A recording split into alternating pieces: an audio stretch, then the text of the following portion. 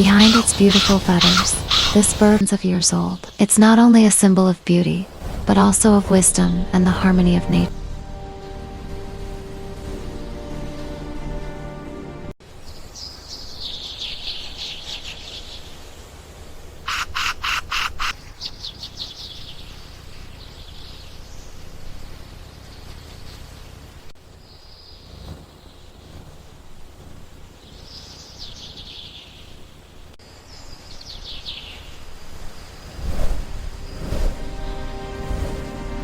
The peacock, especially Pavo cristatus, originates from South Asia, particularly India and Sri Lanka. Fossil evidence and ancient records indicate that peacocks have been known to humans for more than 4,000 years.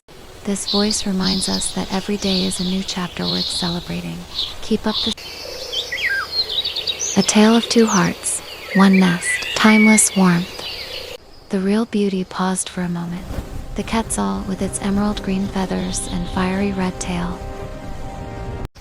Initial discovery. This bird was first discovered by a British expert in Western Bali. Sources differ, but it is generally stated to have been discovered around 1910 or 1911.